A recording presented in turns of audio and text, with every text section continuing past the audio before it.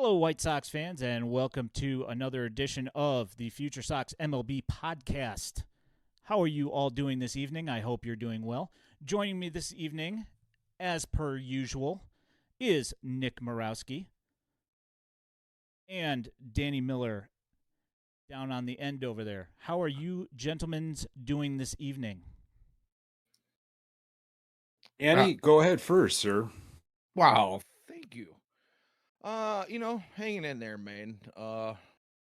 I will say this. If you had asked me this a couple of days ago, and you and I have talked about this in the past, Ian, I may be the type that has a knee-jerk reaction when the White Sox make some moves that if I have not had some time to think about, I might get a little upset about them. But as time has rolled on, I'm feeling you know, at least off the ledge on some of those things, and we'll get deeper into that as the show goes on. But yeah, I'm doing okay, man. Just another day here on the in the old south suburb of Burbank, and waiting for spring patiently. How you doing, man? These are the dog days of the off season. Like we're close, but hey, the team looks a lot different since the last time we talked. And I think Ian, you even kind of alluded. Obviously there was just some hope there of maybe next time we talk there'll be something going on, but. I want to hear. I can't wait to hear your reaction stuff, Danny, and because I love it, man. We are in a world of like just instant reaction, like over stuff that I don't even think we know what we're talking about sometimes, but we feel like we have to have a reaction, so we do. I'm just letting this stuff wash over me, like just like a waterfall, and we'll see what happens. But we'll still talk about it. All in all, it's a good time to talk socks. Yeah. Full disclosure, I am starting the show with a heater Ripping it right because off the even though bat. I've Yeah, I've baby. even though I've had some time to digest a little bit, and I definitely feel better about some of the things that I wasn't exactly feeling great about in the beginning. I still have a little bit of that agita that this White Sox team gives me very so kindly. They're so generous with the agita, but I digress. Let's go ahead and get on with the show. Well, I would assume that most people that if you're listening to this, you probably know what happened. But Chris Getz There he is. strikes again and makes a couple of trades over the weekend. Sends Christian Mena to the Arizona Diamondbacks for Dom Fletcher, an outfielder who is capable of playing any outfield spot. He is a man of smaller stature, coming in at 5'6", but he plays a good brand of baseball, and he is not a punch and Judy hitter. So there's that deal.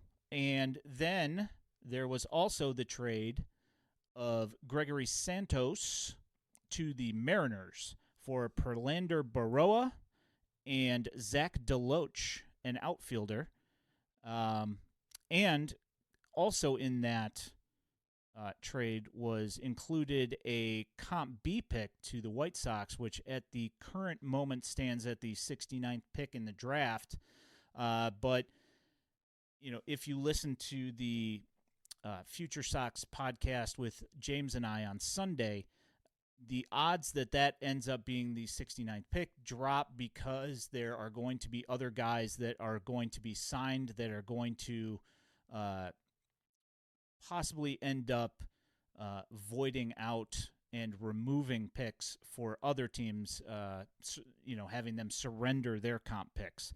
So, There's a handful of guys out there that are free agents that have been offered qualifying offers, and that's going to shuffle the deck just slightly for the White Sox there. yeah, there's still something like 132 free agents or something along those lines. And we are, and, it's part of the title of tonight's show. We are 1 week away from pitchers and catchers reporting. So we are 1 week out from Major League Baseball players showing up to their respective teams, and there are still 130 guys without jobs, not knowing where they're going. And I don't know if you guys happen to catch the AJ Przynski talking about how unhappy he is that some of these guys still don't know where they're going to be, don't know where they're going to live. Um, did you either you guys happen to catch that?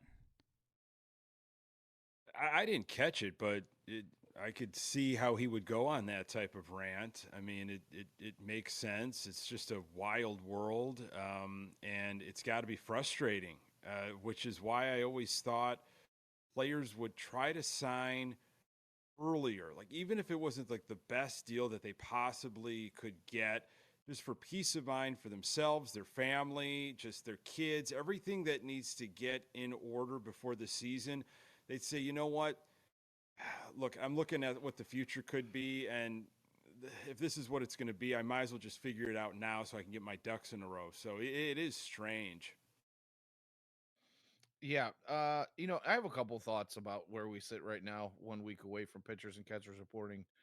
But along those lines, you know, I don't really see it affecting the White Sox so much because honestly, I don't really see them making a whole lot more moves on Uh, any of that 132, unless I don't know, Chris gets finds another bullpen pitcher he wants to throw 1.5 million at, because that's where the White Sox seem to be spending all their money again this year, even if it is in very small increments, it's still Spending there. in the And tens and tens of millions. right. But Ugh. the thing is what used to be the hot stove has been a low simmer for a few years now. These I don't know if it's the giant, just ultra ridiculous free agent signings that we've been seeing the last couple of years. Shohei Otani this season was just I mean, that was the blockbuster of all blockbusters at this point in the history of baseball, right? But I don't know if that's the case, but hot stove season used to be exciting. It used to be fun. There was a lot of talk and a lot of speculation about who was going to go where, who was going to get how much money, and things kind of rolled. And you know, Well, Danny, lately, it wasn't. Did you think it was a lively class though? I mean, I didn't think there were a no, ton of and monsters in this free agency. yeah, it's not the best year, obviously for sure. And I think we probably get into that a little bit more too. I think that's why the White Sox, everybody wants to say, oh well, our owner doesn't want to spend, and we've got a brand new GM, and He does not. you know, and he's only got he's handcuffed and or he doesn't know what he's doing. But to be completely honest with you, this wasn't the year I wanted to see them really go out and spend anyway. If you're gonna do it, the next two free agent classes are exponentially better than this one is kind of cut out to be. But I just wanted some sort of excitement outside of the Shohei thing, right? Cody Bellinger still sitting out there looking for a home. We've got Snell, Montgomery. yeah, right. Now Jordan Montgomery, I kind of understand a little bit because outside of last season, numbers haven't been exactly fantastic, right? But yeah, when you got Blake Snell, who's a two-time Cy Young Award winner, albeit the years in between his Cy Youngs were not great. You still kind of thought, at least I did, that maybe he would be a hot commodity and there'd be a lot of smoke around him. Uh, but really, all the smoke is just kind of he's still on the board, and yeah. So it's just kind of crazy, but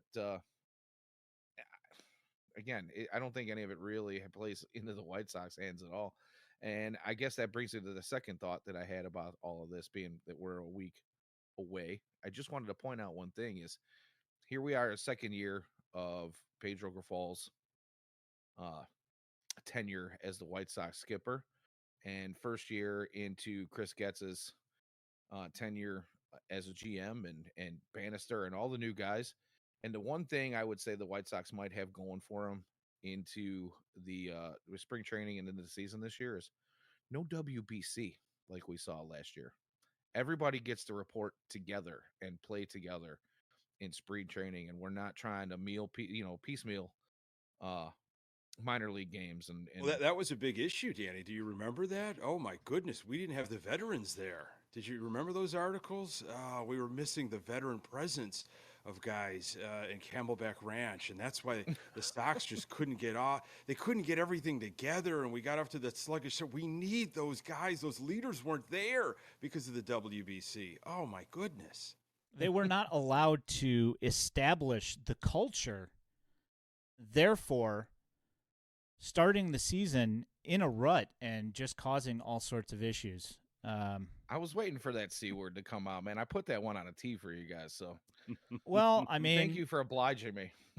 it would appear that that does seem to be a big focus for Chris Getz this offseason, is trying to change the mentality of the club. And I think that, at least with the Dom Fletcher pick, that at least you could say that for that particular acquisition. Also, Kevin Pillar and Brett Phillips. I mean, generally, regarded as team players and guys that do little things for the club that has been sorely lacking from the White Sox. And Well, and they're all MLB outfielders. that is true. They're all right fielders. They're not first basemen trying to play right field. Yeah, I had this conversation. But are they overwhelming? Like, oh wow, they're not going to blow you away. It's depth. That to go to your point, Danny. I think what you maybe were alluding to. Well, the Sox could go out and just figure that out. You could figure right field out if you wanted. You could get Bellinger. You could stop with all this, and we've been talking about this for years. Stop with all these little, like, well, we're going to platoon. Look at the depth that we have now. It's like, well, how about get some starting right fielders in, some premium talent out there in the corner outfield? It just irks me. Yeah, that's fair. And I had this conversation with James on the Sunday show that a bunch of these guys that have been signed, a bunch of them are going to be non-roster invitees, including Pilar and Brett Phillips, Rafael Ortega, as they signed minor league deals. And eventually they're going to be looking for new jobs because there are still guys in the outfield in Charlotte, in Yoelqui Cespedes and Oscar Colas. I mean, it's possible that maybe Cespedes gets released at some point. I mean, there's a possibility. Right. Well, there's a Mark Payton that is come back now, and yeah, he's back from Japan, and and I mentioned him as well. He didn't have a great year in Japan. He had a string of injuries while he was over there. But realistically, having watched a season of Mark Payton, the guy is exactly like a Kevin Pillar or a Brett Phillips, just without the resume of spending a bunch of time up in the majors. Brett Phillips, yes, he was in the majors, and yes, he did have one large hit in a pressure-packed situation, but realistically, the guy has never hit in the major leagues. So I can't say that he's really got a stellar resume, but he does have time in the bigs, and he has proved that his defense is very good. But with all these recent acquisitions, and then you got Zach DeLoach coming over in that deal with the Mariners, I have the feeling that you're going to be looking at an outfield of Yoelqui, Oscar Colas, and Zach DeLoach as your starting, your opening day Charlotte outfield. And Pilar's probably going to end up with the big league club. And, if you look at his splits and then you look at Dom Fletcher's splits, they pretty much fit perfect to where one's deficiency is the other's strength. And both of them can play a very competent outfield. So I know that it's not the ideal situation having a platoon in right field, but after what we've seen, if I don't know if you've taken a look, but if you look at the depth chart on the White Sox home site, the right field number 1 in the depth chart is Gavin Sheets. So Yeah, that's got to change. Hopefully that has changed. There is no way that's not going to change. Yeah, no, I get all that. Those are great points. It does seem like they've been going after a type. Pedro Grifol has, I'm sure, opened up to Getz and said, I couldn't say this to Rick. I was just trying to figure things out. I didn't want to rock the boat. Someone finally gave me an opportunity to be an MLB manager. But I can say this to you, Getz, because we have a relationship. There is a lot of stuff that needs to change. Sure, culture, this, that, and the other. But the type of players that, I was gifted, this is what I need. This is what I want. And you see these moves that have been happening, and nothing has wowed me at all. I think that, yeah, of course, the team's going to be better defensively. The bar was low.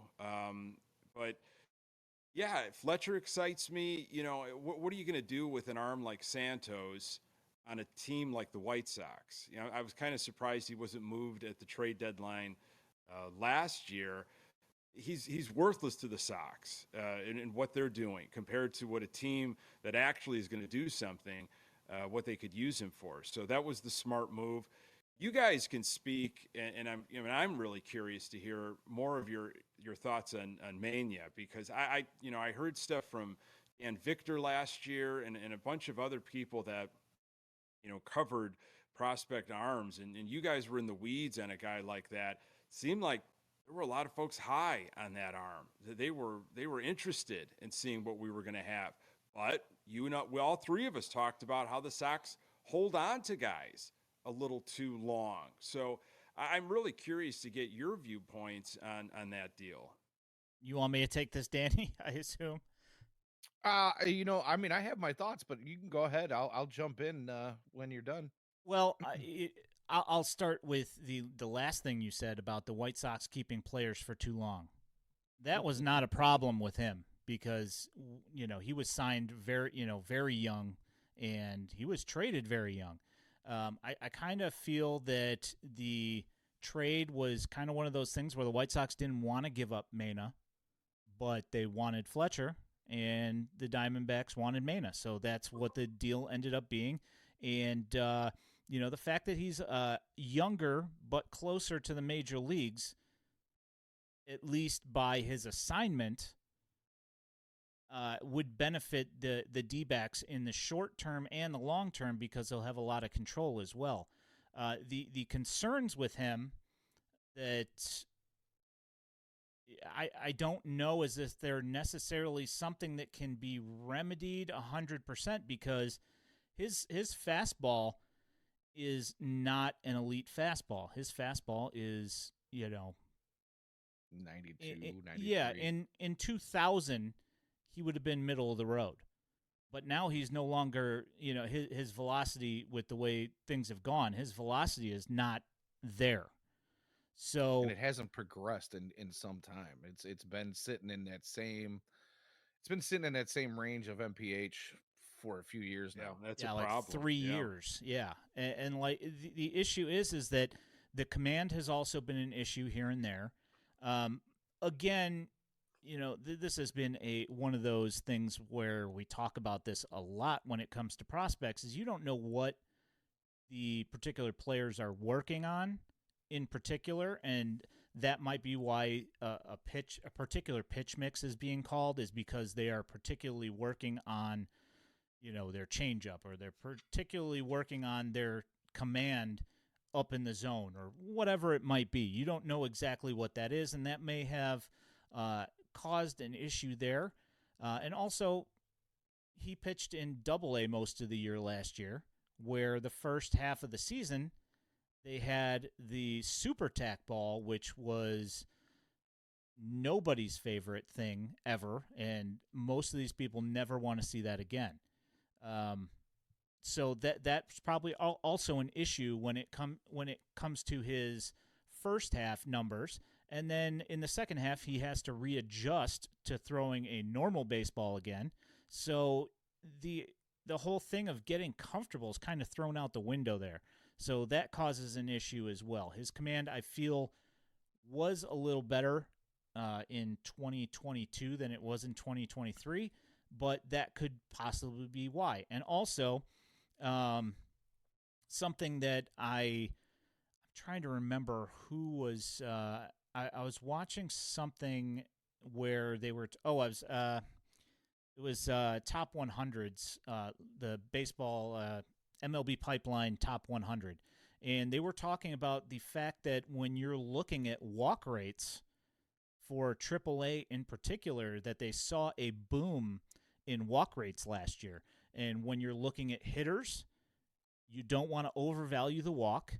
And for pitchers, you don't want to panic too much about walk rates in AAA either, because this was the first year where most of these guys are using the ABS automatic balls and strikes system. And not that it's a bad system, it's just the way that it gets called is often, it seems kind of a bit off. It's not how we're used to seeing balls and strikes called. So that led to a rise in walk rates.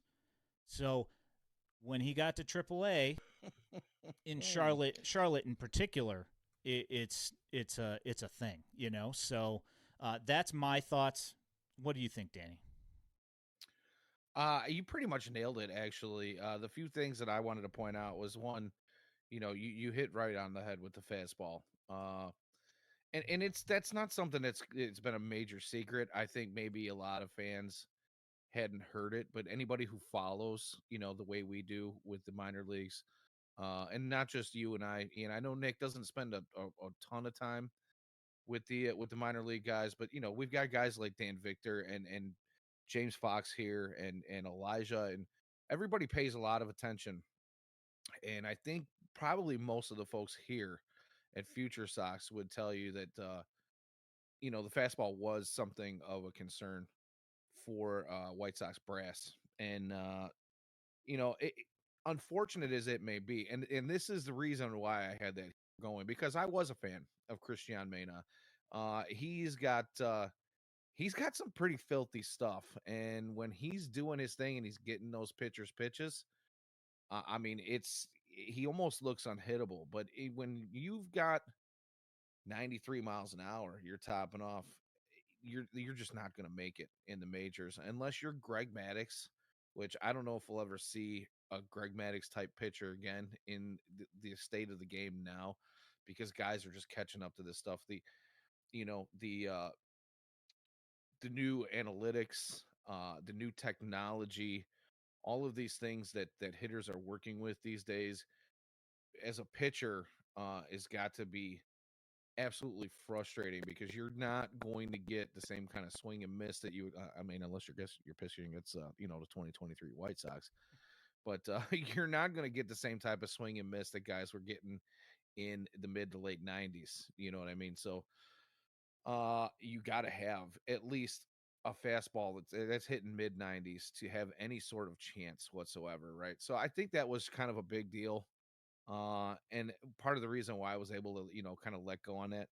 The other thing is, uh, the player that they get in return in Fletcher is a position of need. And albeit he's a bit on the smaller side, he does have some pop in his bat. He runs like his legs are longer than he's 5'6". Uh, he's, I'm not saying he's some kind of speedster. He's not Billy Hamilton out there by any means. But he has played some center field in his time, so he can cover some ground, and he's defensively really solid. The only thing about him playing right field is I've heard there's some knocks on the arm. I'm not real sure how that goes. I mean, I haven't really had an opportunity to see him play a lot. I caught him playing a little bit last season, but he just, when you look at the trade overall as a whole and what it does for Arizona and what it does for the White Sox, you kind of got to go, excuse me. It made sense for both sides, for all the reasons that you said. Does it happen without Barfield? If Barfield's not in the organization, do you really make that deal, or is it the situation where, like, this is getting into the weeds of this, but this is kind of what I've been thinking over the last couple of days is were the Sox really trying to get rid of Mania, or was it a bigger situation of Barfield's in the system? Barfield likes Fletcher and is saying to Gatz, Grifol, I got a guy for you. If we could get this done, let's try to get him over. And that's how all of that went down. Yeah, I can't imagine that they're trying to get rid of Mena. But I think that there is definitely some concern, and there was from my point of view that that as he progresses through the system and he starts climbing levels, his curveball is still fantastic, but guys sitting on the fastball and catching up to that fastball as he climbs the ladder on it, it's going to be a much bigger issue every level he goes up. So I think that's a thing of particular concern. But maybe Arizona unlocks some more power, brings his his fastball up a few ticks. I don't really know. And I've seen that brought up in a few different chats, like, oh my God, if that happens, the White Sox going to look like buffoons. But honestly, you can't try to go down that road. We as White Sox fans tend to do that a lot. And then we'll look back at something like, a certain Tatis Jr. player that everybody goes, "Oh my God, I can't believe we got rid of that guy. He's a penalty. He's just a superstar, and who can't stay healthy, by the way, and gets popped for all kinds of crap." But we can't look at Christian Mena that way, because right now in the moment, he just doesn't fit a spot with this White Sox team. And as close as people are trying to say that he really wasn't close. I don't think you were going to see him pitching for the White Sox at the major league level this year. Not this You know year, what I mean? no. He's got a handful of time at Double-A, and like Ian says, once you start moving him up that ladder, chances are he's going to get dinged up quite a bit. Yeah, I think what the initial optics are with moving an arm is you start looking at, well, Cease might be gone. We don't know what we have in Kopech. Crochet wants to start. Is he going to have to close now? And when you see a young arm being moved, I think that's where some fans, and me included, I was just like, oh, it must be really high on this Fletcher, because we're going to need a rotation soon. So that's just where, if I don't know as much, which I don't, I'm like toeing the water. You guys have been my source, and James Fox and Victor, but wow, we're getting rid of a young arm. It must be because we really are excited about this guy. Yeah, I've been I've been watching him since he played at Kane County, and it's always been a fun watch. He's full of energy, and the guy does play hard, and he plays the right way. Grinder ball. Yeah, I mean the rules.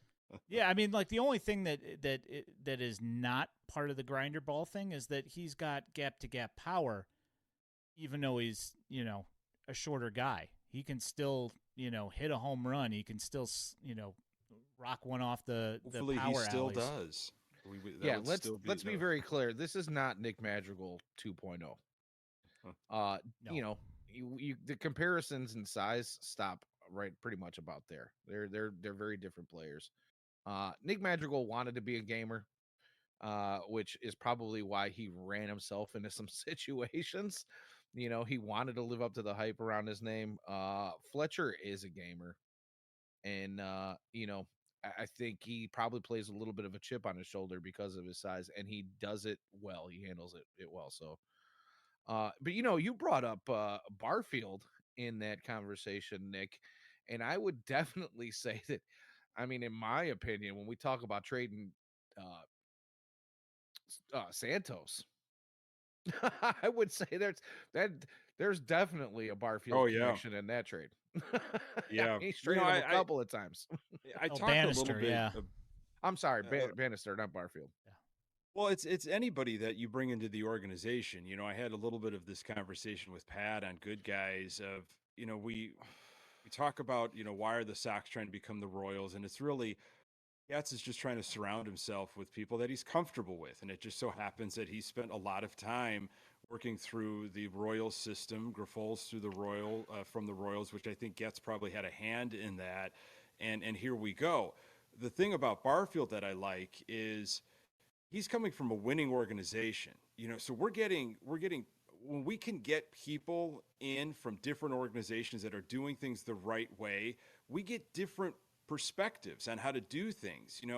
How players have been developed and where other guys are throughout the league. When you're just tapping into the Royals, I get why, but you're kind of closing yourself off from all this other, wealth or depth. So that's that. I like that. That makes sense. That I'm excited about Barfield coming over even more because he can tap into a team like the Arizona Diamondbacks.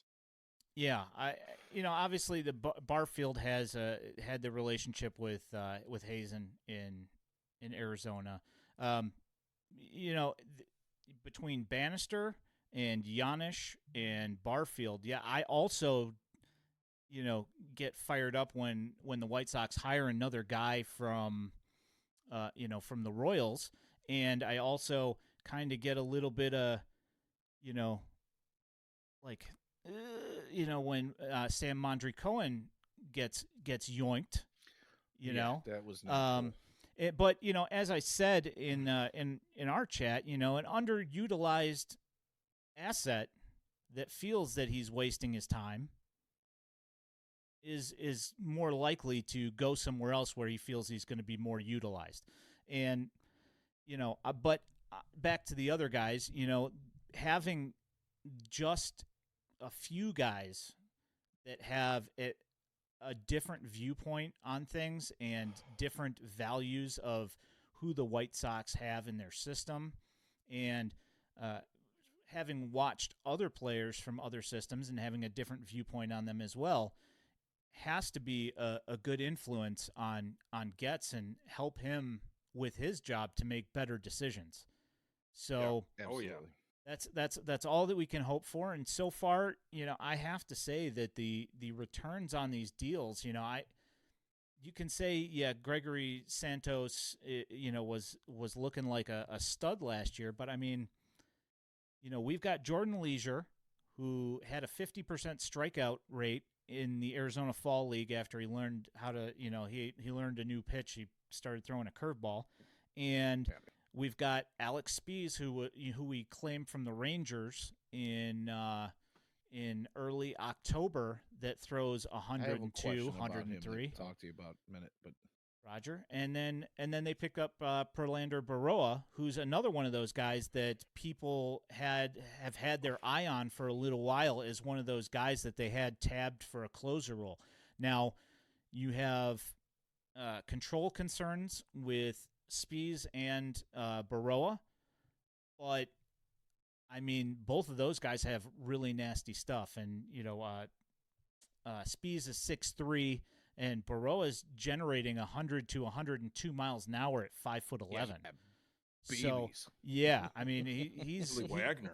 Dude's got an arm on him. So I mean there are other options out there as far as the closer role goes, and that's one thing I wanted to get to here.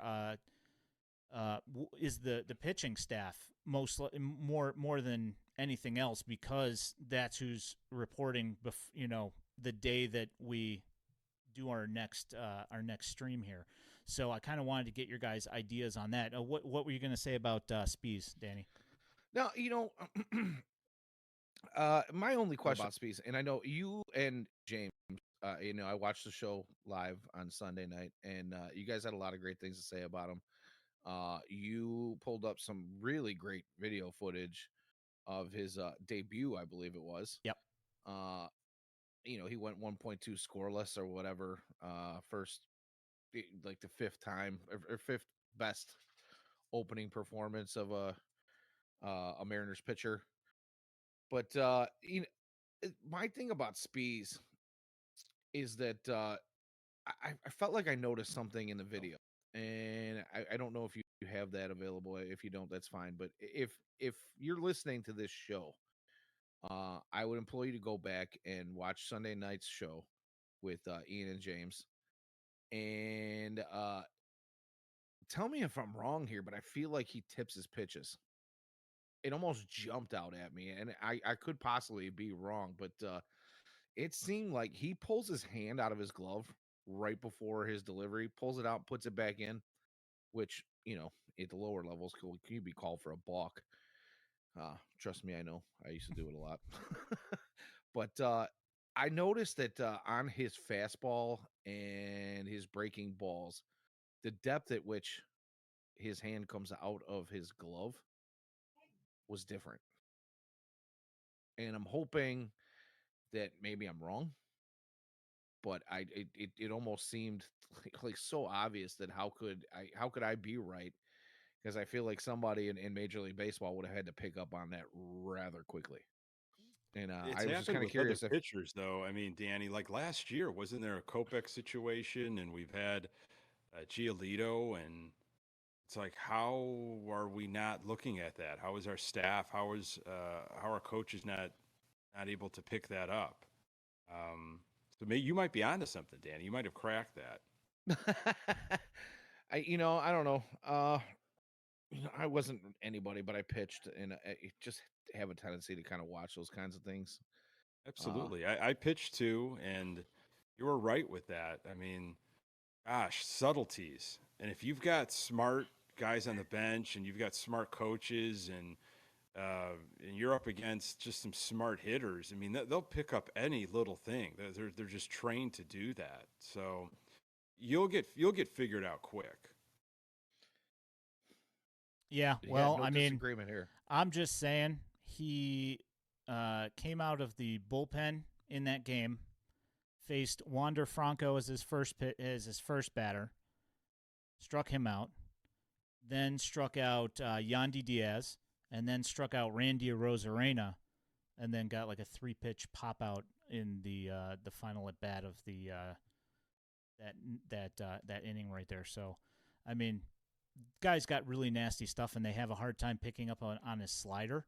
So there is that. Let me go ahead and go ahead and bring this up. Yeah, sorry to throw you a curveball on this. Oh no, one. all good, man. It was just happened to be something picked up, and I didn't want to. Actually, kind of wanted to save the question for tonight, to be honest with you, instead of hitting you live at the moment. But hello. Yeah, just watch the way his. Oh, see, he didn't pull his hand out of his glove at all on that one. Or that one. You know who used to do that? I mean, Hendricks used to do that. Yes, he did. Yeah, and that was like one of his big issues where he ended up giving up home runs a lot was that that tap on the fastball every time he would throw it. Yeah, no, for sure. There you go. Was the bell tower again. And I started kind of noticing that.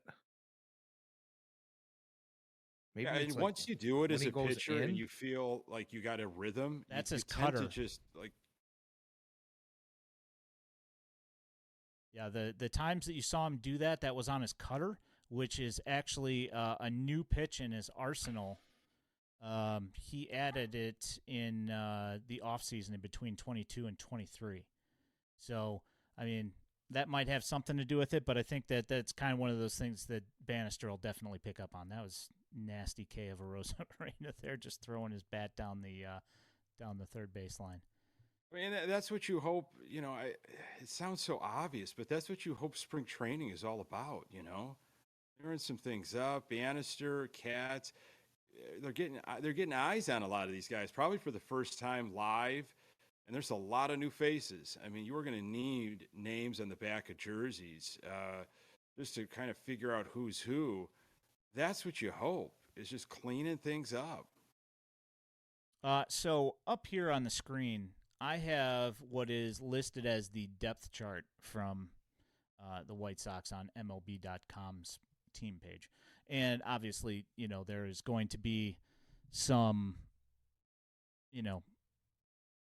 guys that aren't going to be in the starting rotation here.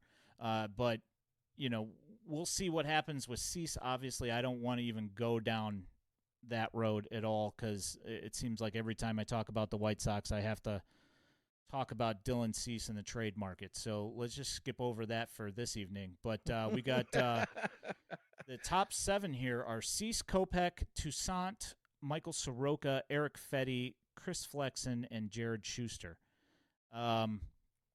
So that's 7, and as we've all talked about before, the average amount of starters that a team needs to make it through an entire season is generally about 11.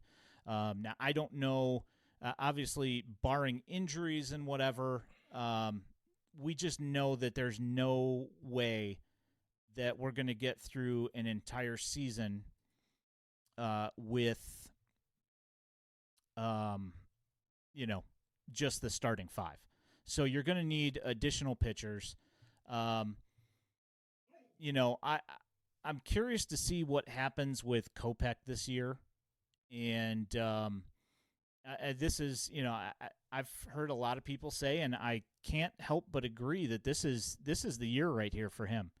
If he doesn't stand up and take the job and perform at a fairly high level as a starter this year, I don't see anybody giving him a shot in the starting rotation ever again. Anywhere. Yeah, I really think they're looking at him as a starter. And honestly, personally, just as a fan, I hope they are. I think that's where his value is a starter.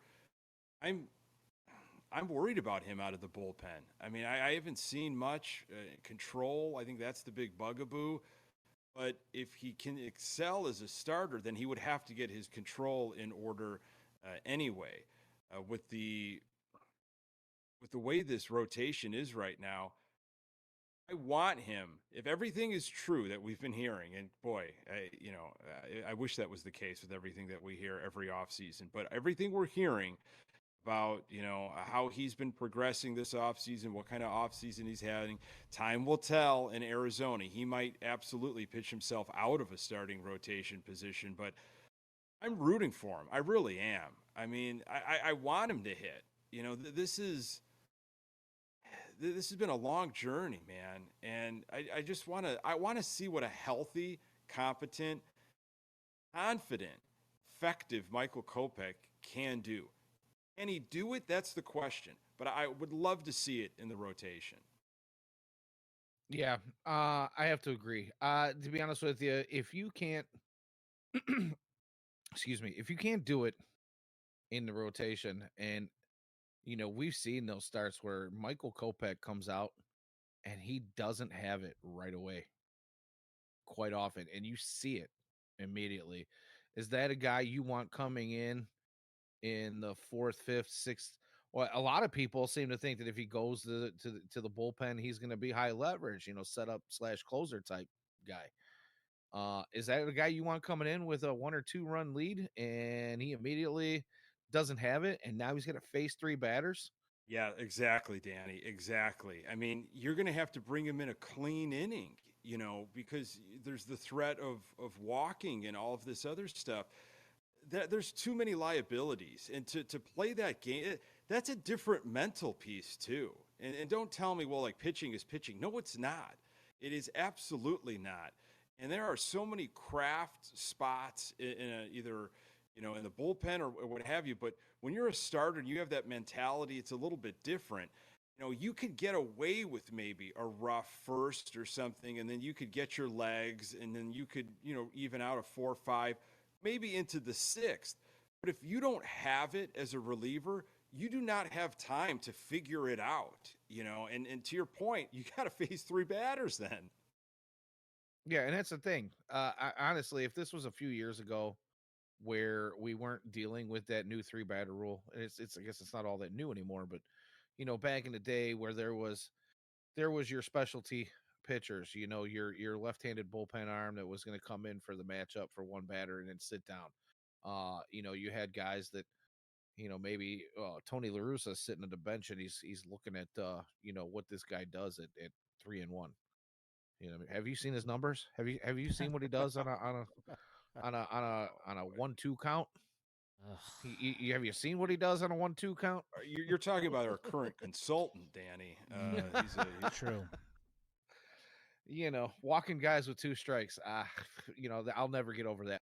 But anywho, yeah, if we were back in that era, I'd say sure, give him a shot.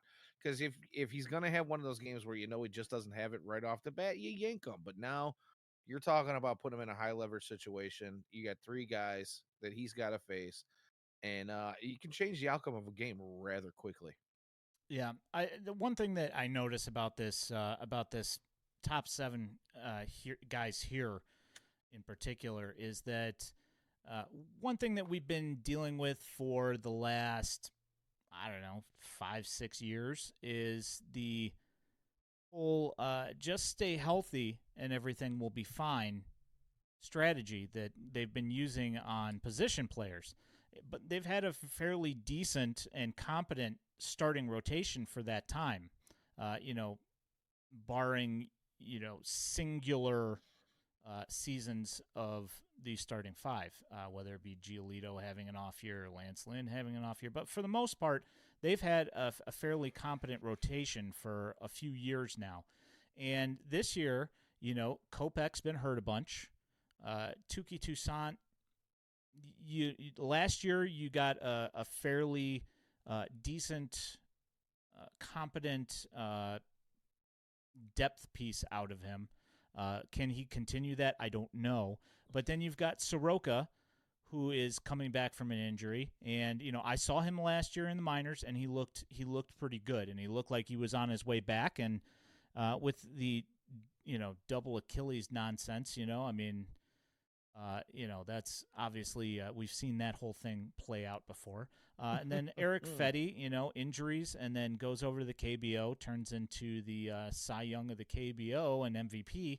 And then you've got Chris Flexen, who has had some injuries, but also he started changing his pitch mix, and that's one thing that they've been talking about redoing with him to try and get him back to where he was a few years ago, where he looked like a competent, back into the rotation guy.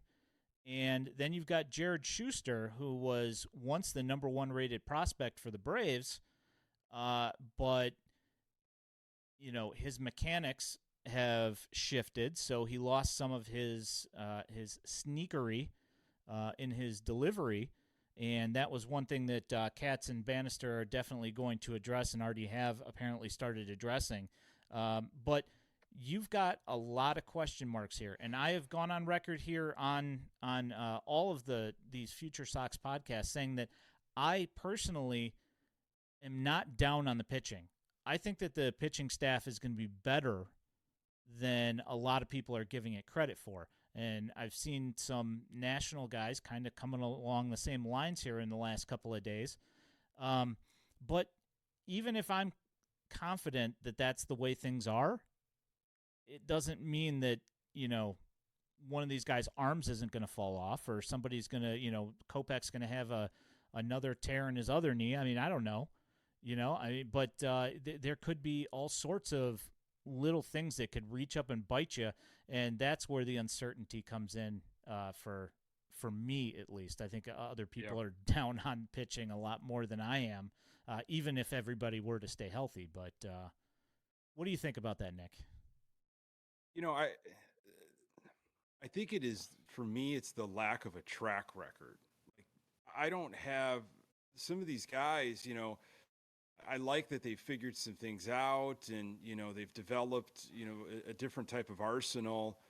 But do you what's your body of work?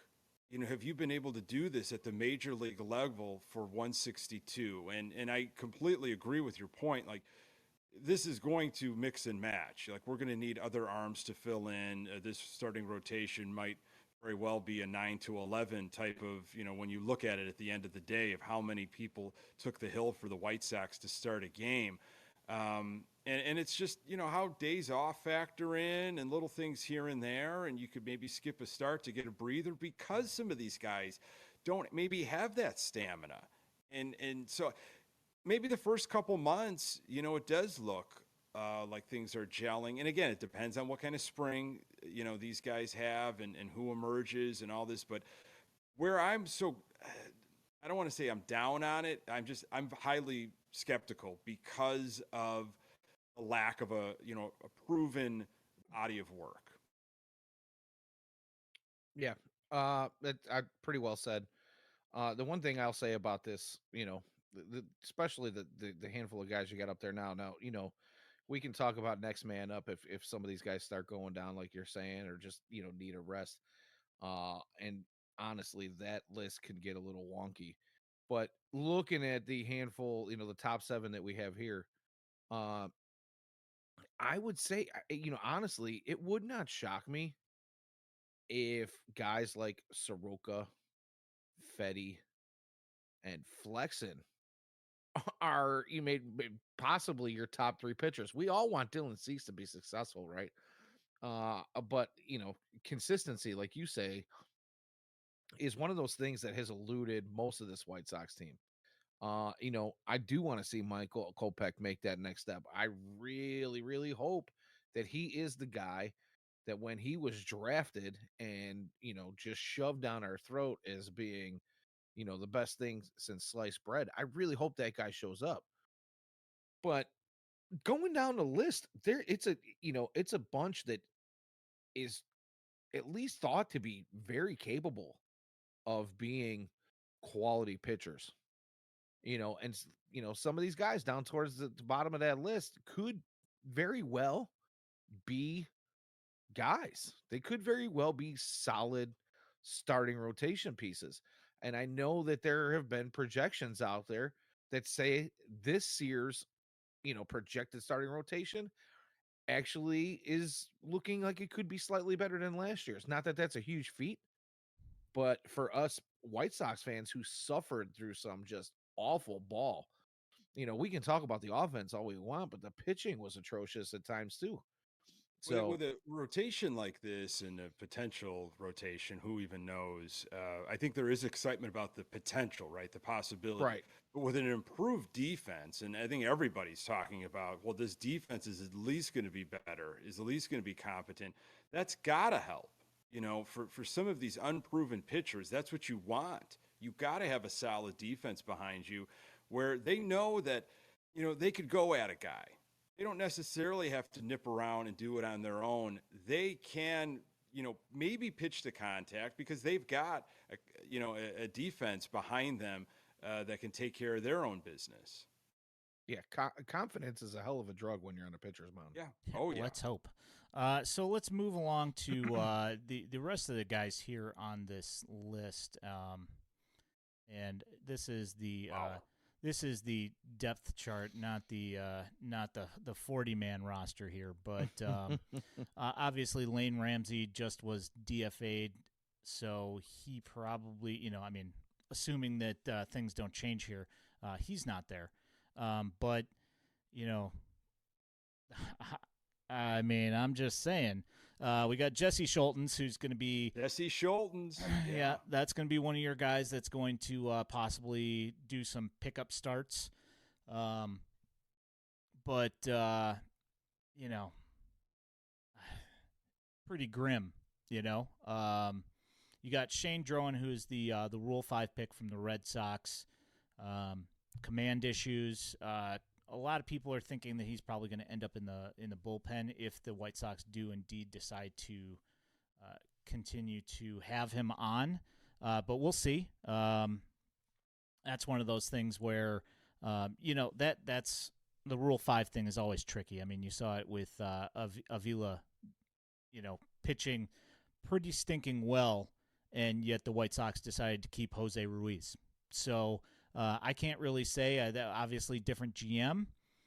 So, could be that if Shane Drowan is lights out and, somebody like a Tim Hill is not pitching well, it could be that, unlike last year where they let Avila go, that they do decide to bite the bullet and just eat the money because ultimately, even though Jose Ruiz was only making $1 million, I have to assume that they didn't want to lose that money, or they had faith in him because of how he pitched in the WBC, which we saw that was all smoke and mirrors as well, just because he was pitching against guys from the Netherlands or something like that. Yeah, but I mean, bagging groceries, yeah, on their off days. electricians and plumbers. So, the same argument that everybody makes about Babe Ruth hitting his home runs. Oh, that was against plumbers. Yeah, but I think like pretty much the only guy on this list that I look at and see potential as something that we haven't really seen a whole lot of is Davy Garcia. And the thing is that he is one of those guys that you have to minimize his exposure. You can't leave him out there too long. He's not going to be a long term, like a mop up guy, that's going to pick up 2-3 innings generally. I don't know. With all the injuries of this particular group of players, I don't know. Not a whole lot of confidence here, and I kind of struggled to see how this is what they filled the depth chart with, knowing that Jordan Leisure is, knocking on the door, and somehow Sammy Peralta and makes it there in front of him. I'm just saying. So, your guys' thoughts on these guys? I like this type, this time of spring training when guys emerge, guys step up, guys win battles, and it happens in these like setup roles, these bullpen roles. So when people say, "Hey, spring training," like, what are you paying attention to spring training? You're paying attention for these types of things. Which arms are going to emerge, and they're putting guys in different situations, and they're pitching for their lives, really. When they come into a game, in a Cactus League game, believe it or not, especially this group, nobody's really separating themselves from the pack. So if you can really wow the coaches and get out of some jams, show them some stuff, make some heads turn, you've won yourself a job. I mean, that's what it is, with this group of pitchers. So I like this type of stuff. Names are going to emerge, and you're going to be like, where did this guy come from? It happens every single year. Yep. And they got the hottest arm to start the year. So it's not much to look at, but I have a feeling, we're gonna be confident with a couple guys, hopefully a few guys, for sure, as we start getting through some spring training games. Yeah. So looking at the 40-man here. We've got Perlander Baroa, who just came over from the Mariners. Yosimar Kuzin, which some people have mentioned that it's possible that part of his contract was that he would spend a year in the minors and then he would have a shot at making the big league club, and if not, he would be released. Kind of that Johnny Cueto, type of release, catch and release, I guess you could say. We'll see where he ends up. He looked to have, an inning in the Arizona Fall League where he looked fairly comfortable. Didn't really give up a whole lot of hard contact out there, and that was kind of a theme for him all year last year, where he didn't give up a ton of really hard contact, but he would give up runs. So he could be like the poster boy for the White Sox improved defense, that he can pitch to contact and get some ground balls and still manage to get out of innings without surrendering too much. You got Jake Eder on here, which, we'll see a little bit of him as well. How much, I don't know. I think that, with the command issues that he showed towards the end of last year, that there was some concerns, and then he went to the Arizona Fall League and he did look better. He had moments of dominance, but also coming after Tommy John, we'll see how that whole thing works out. Scroll down here. Matt Foster, currently, last time I saw him, he was throwing about 65, coming back from TJ, so we don't have to really think about him too much. Davis Martin also coming back from TJ. Um, and Alex Spees is on the list, which he's one of the other guys that we talked about earlier, is possibly having a potential closer type arsenal, and we'll see where that ends up there. Yeah, let me ask you this, Ian, real quick. Do you see Nick Nastrini as a guy who can maybe, I know that he's, been a starter and projected as a starter and is, the White Sox are really hoping that he can make his way up to the MLB club as a starter. Can you see them taking a Chris Sale type route with him and maybe giving him some bullpen outings with the MLB club, maybe somewhere down the road this year? I mean, anything's possible, but I kind of think that the whole reason for doing that was Sale at the time was they needed bullpen pitchers, and I don't feel like this team really warrants that kind of rush job on Nick Nastrini, who they have high hopes of him being a piece in the rotation for the foreseeable future. But then again, we've they filled their coffers with pitching last year at the trade deadline. So who knows? I mean, that's kind of one of those things is kind of just up in the air. We'll see. Yeah. I hope. How about this? I hope not. I'd like to see. Right. I'd like to see him That's pretty start. much how I felt too. The Yeah. reason I bring that up is I kind of saw that kicked around a little bit, and I went, "Wait a minute, let's not push." I don't know. If White Sox fans can get a little, Not the time to rush anybody, man. This is not the year to rush anybody, especially an arm. yeah, impatience is not going to do us any good whatsoever. You're a ball club that's really not expected to compete, and I'm sure we'll get into that just a little bit because I'm sure everybody's seen the Pacoda stuff that came out today. But Was it good, eh, Danny? Did they like us? oh, absolutely. If zero, if you're going on a scale of 0 to Is that bad? Is yeah, that worrisome? Oh boy. yeah. Anywho, yeah, Wah, there's wah. really no reason to rush anyone. Yeah. And I know you guys know how I feel about having Tim Hill taking a 40-man roster spot.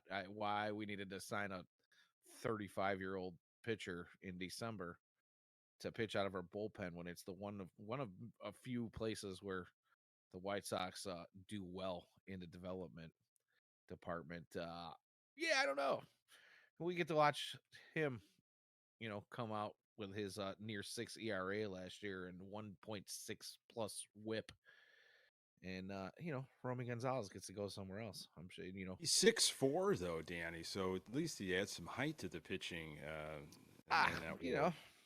Can he play first base? Oh, You know what? I think that could be an open audition. Just because they are the pairing for the pitchers to report, the 40-man of catchers here, not exactly inspiring. Corey Lee, who looked lost at the end of the year last year, defensively he looked okay. He didn't as being touted as a glove first catcher. Not really all that inspiring. Martin Maldonado, also a glove first catcher, can't swing the bat. And then you've got Max Stassi, who is a kind of a question mark. He's had some decent years behind the plate, or with the bat, but he took all of last year off with an injury and then some medical issues with his family. So we don't really know what we're going to get. Hopefully it's a rejuvenated Max Stassi and he comes back ready to bludgeon the baseball all over the place. But, he's probably going to be in a backup role to Martin Maldonado is my guess. Thoughts? I mean, a list only a mother could love. It's just, I mean, we're all going to be just saying to ourselves, who's that? When did they get him? You're going to hear from Sox fans at the beginning of the year of who are these guys? Where did these guys come from? I mean, it's clear that offense has not been a priority. It's defense for sure this offseason. And whatever, at least do one thing right. When you cannot when you can't figure offense out and you have horrible defense, then you have no use for you. So if you're not going to be able to hit, at least play some stellar defense. Yeah, Corey Lee did look lost at the plate. That is for sure. He kind of looked lost behind the dish too. Yeah, I mean, I wasn't at the beginning. I don't know. I felt like, okay, this guy can handle himself, but he could not figure out what was going on at the major league level pitching wise, and he caught a lot of wrath from Pedro Grifol. And we've heard of guys that, hey, I'm going to work on this, or I'm going to work on that. Like, I just hope there's an improvement. I hope we see a little bit of an improvement, when he has opportunities. But what can you really say about that list? Honestly, what can you say about it? It's just, hopefully there are more than warm bodies behind there. But, and Maldonado has been talked a lot about what he can do for a young staff, though. Like how he has been able to help young catchers in Houston or what have you. So can that presence, I don't know what else is in the pipeline necessarily for this year, but boy, I don't have much in terms of expectations. I'm just want to throw this out here real quick. I saw yesterday I think it might have been Codify. It was somebody posted defensive metric framing numbers for since 2015. And at the top of that list was Yasmani Grandal in almost every category. And Martin Maldonado was way down the list. I just wanted to throw that out there. Continue, Danny. No, I was just saying that it's the one thing I've been talking off season with the new direction of a defensive White Sox, improving defensively. That group leaves something to be desired pretty much from top to bottom. And I think you're right. I think it'll probably, at least to start the season, be a battery of Martin Maldonado followed by Max Stassi. I don't know if Corey Lee, unless he figures something out, and he turns it on a little bit, maybe we see him make his way back up. Martin Maldonado is a little long in the tooth. Who knows how much, beating he can take back there. But, Edgar Carroll is back there in the wings somewhere. I don't know how. Way back there. Yeah. Yeah. And here's my thing. You're probably looking at a list of guys that is going to make a lot of Sox fans that wanted to see Yasmani get launched. They're going to be clamoring for Yasmani. Still looking for a job. 750 OPS plus because he's walking and hitting, dribbling singles every now and again, and when I say he's walking when he hits those dribbling singles too. So, walking slowly. It's a tough group to look at for sure. Yeah. Well, I think this is a good as place as any to leave this evening until we see some actual action down. Well, I guess we'll still have next week to talk as well. That we'll talk about some other things that are sleepers, guys that we think that would maybe have an actual shot to make this roster, and try and come up with some actual rosters, like a pitching staff. There could be some more moves, Ian. I think Jake Diekman just found a new home with the New York Mets. So yes, he did. There could be some. You never know what Chris Getz might pull off in the next few days. Yeah. I think that pretty much sums up 2/3 of that list in the comment. Not much to look at, when you just, glaze over the surface, watching a bunch of guys in the minor leagues. I see some potential in some of these guys, but, we're talking about guys that we're asking to take up a considerable amount of innings depending on, what this starting staff does. So you guys got anything else of import for this week? No, I think that about covers it, brother. We can sit here and rant all night long, honestly, but we hit what we needed to hit. I concur. Nick? Yeah, I'm just gonna, try to race out and get that spring training hat, that new hat, that new look, and just get ready. I mean, I'm excited. I really am excited for spring training. It's the start of baseball. What we have to get excited about is a whole nother thing, but generally, I'm excited for this to get going here. Yep. Yeah, pitchers and catchers reporting just means the weather is, going to turn sometime in the near future, which always excites me a little bit. And getting back to the ballpark, as rough as an experience as it may be to watch. Single game tickets on sale soon, like the 12th or the 15th. I got an email about it. So get them quick. ready. They're going fast. Yeah, get your calendar out. Look at that schedule. I'll get those September games for $1.73. Yeah, get them on the old secondary market. So FutureSox.net, you can find written content from all of the fantastic writers over at FutureSox. You can see us on Twitter at FutureSox. Also, if you are listening to this in stream form, you can find this stream anywhere you find your streams. But you can also find this in video format and audio only on YouTube. You can find this video on our Twitch videos page. My name is Ian Eskridge at Daily White Sox. Next to me is Nick Murawski at Nick_GGTB. And Danny Miller at Danny Miller FS. Feel free to peruse our website. I know that James Fox has got has put up some nice pieces on the trades that just happened over the last week, and Nick's also put out some nice content as well. If you're there and you feel like supporting what we do, feel free to click on the Patreon. We thank you so much for your patronage this evening. Thank you so much for your time. Thanks for coming and watching. Thanks for hopping in. We will catch you guys next week. We appreciate you. Have a great night. Thanks. Bye.